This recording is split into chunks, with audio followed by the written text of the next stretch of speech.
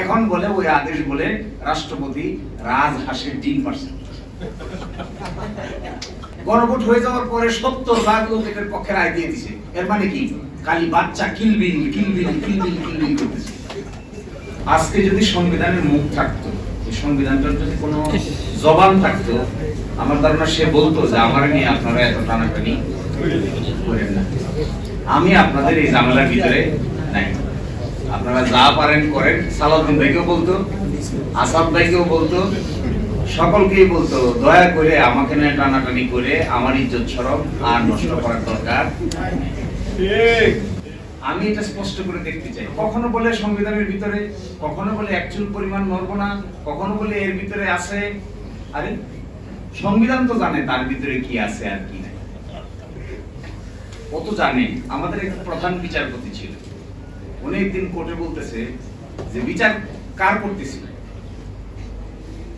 তো আমরা বলতেছি মাই লর্ড বিচার করতেছেন তো আসামি। তো উনি বলে না, আসামির বিচার না, বিচার হচ্ছে আসলে আমাদের। তো কি আশ্চর্যজনক, এটা কেমন কথা? তাহলে শোনেন কেন আমি এই কথা বলি। আমার কেন বিচার হচ্ছে?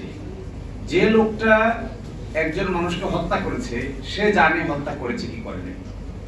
আমরা কাগজপত্র দেখে এখানে বিবেচনা করছি যে তিনি আসলে হত্যাকারী কিনা।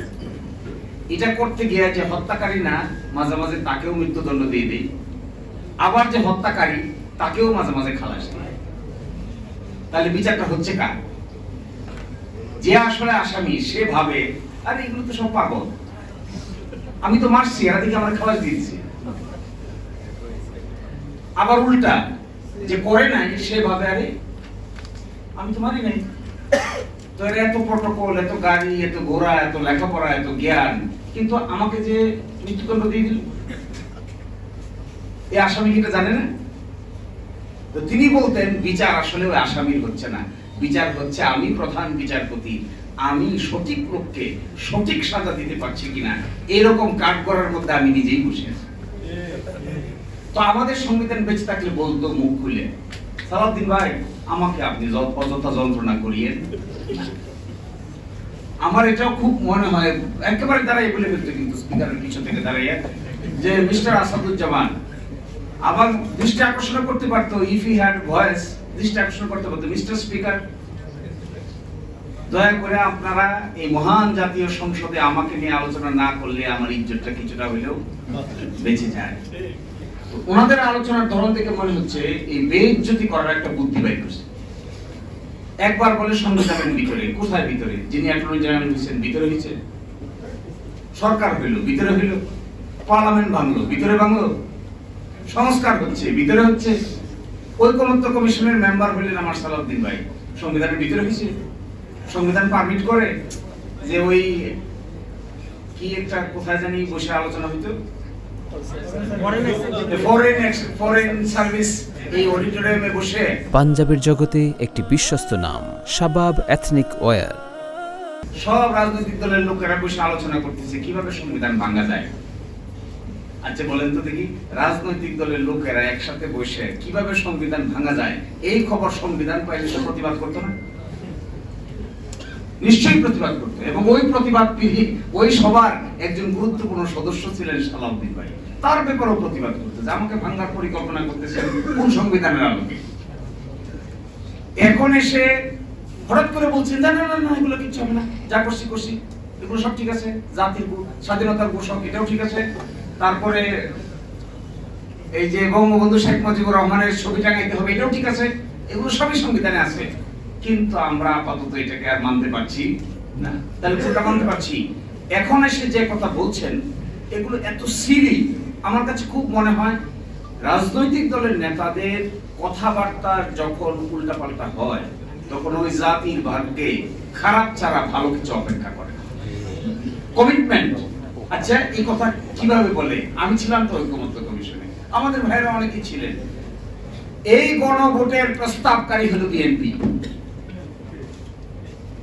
এই গণভোটের প্রকাশ্য আরেকটা গোপন কথা কিছুটা হলেও ইঙ্গিতে বলে যায়, যখন ডেডলক হয়ে গেল যে বাস্তবায়ন প্রক্রিয়া কি হবে, কেউ কোনো রাস্তা বাইর করতে পারে না, তখন মিটিং বিরতির পাশে একটা নিকোটিন খাওয়ার জায়গা ছিল। ওই জায়গার ভিতরে অনেকেই গিয়া বুদ্ধি বাইর করতে না পারে ওইটা খাওয়া শুরু করলেন। ওইটা খেতে খেতে কারো কারো মাথায় বুদ্ধি আসলো, না না পেয়ে গেছি ভাই, ইউরেকা ইউরেকা ইউরেকা পেয়ে গেছি ভাই। সেটা কি, চলেন আমরা সবাই মিলে গণভোটের লাইনে যাই, মানুষকে জিজ্ঞাসা করি। কারণ রাজনৈতিক দলের কিছু লোক মিলে এখানে আমরা প্রস্তাব করে দিছি, মানুষকে তো জিজ্ঞাসা করি নাই। তখন অন্যরা বললে আচ্ছা কথা তো ঠিক, মানুষকে তো জিজ্ঞাসা করা হয়নি, তো মানুষকে জিজ্ঞাসা করা কি হবে, কিভাবে? গণভোট গণভোট গণভোট। যে কথা বললেন সে ভিতরে সকলেই একমত হয়ে গেল, গণভোট গণভোট গণভোট।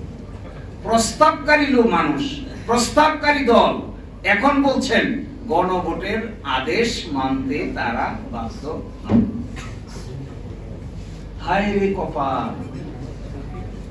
তখন এই প্রশ্ন আসছিল যে এই প্রস্তাবকারী দল যে গণভোট, তখন আসছিল একজনের প্রশ্ন করছে হাত তুলে, আমার মনে হয় যতটুকু মনে করে, মানুষটার নাম আমি বলতে চাচ্ছি না এখানে, তিনিও রাষ্ট্র সংস্কার আন্দোলনের ওয়ান অফ দি গুরুত্বপূর্ণ লোক ছিলেন, সরকারের মন্ত্রী হয়েছেন।